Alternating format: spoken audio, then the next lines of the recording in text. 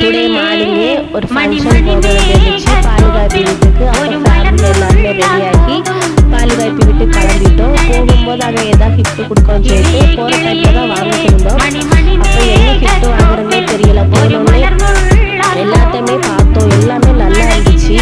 அப்போ எது வாங்குறதுன்னு எங்களுக்கே ஒரே குழப்பமாக இருந்துச்சு. ஃபைனலாக ஒன்று ஓகே புக்கிங் செய்துட்டு அதுக்கப்புறம் நாங்கள் அது வாங்கிட்டு கடைக்கு வெளியில் வந்து பிள்ளை வேற அழுதுகிட்டே இருந்தான். சரி அவனே வெளியில் கொண்டு வந்து கொஞ்ச நேரம் உட்காந்து டைம் பாஸ் பண்ணிட்டு அதுக்கப்புறம் அவனை சிரிப்பெல்லாம் காட்டி வச்சுட்டு அதுக்கப்புறம் வண்டியில் திரும்பவும் கிளம்பிட்டோம். போயிட்டு யாதேசம் அங்கே போன பிறகு நாங்கள் அங்கே போய் கிளம்பி இறங்கிட்டோம். அங்கே போனோடனே வீடெல்லாம் ஃபுல்லாக சுற்றி பார்த்தோம். நாங்கள் போக முன்னாடியே பால் காய்ச்செல்லாம் முடிஞ்சிட்டு அதுக்கப்புறம் சாப்பாடு தான் நடந்துட்டு இருந்துச்சு. அப்போ வீடு ஃபுல்லாக போய் சுற்றி பார்த்தோம். எல்லாமே ரொம்ப அழகாக இருந்துச்சு. முன்னாடியெல்லாம் போய் பார்த்தோம், எல்லாமே நல்ல நேச்சுரல் அழகாக இருந்து பார்க்குறதுக்கு.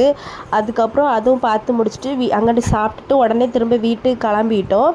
வார வழியில் பயங்கர சூடாக இருந்துச்சு. சரி ஏதாச்சும் ஜூஸ் குடிக்கலாம் அப்படின்னு சொல்லிட்டு ஃபைனலாக நாங்கள் வந்து சோடா சர்பத்து குடிச்சிட்டு வீட்டுக்கு கிளம்பிட்டோம்.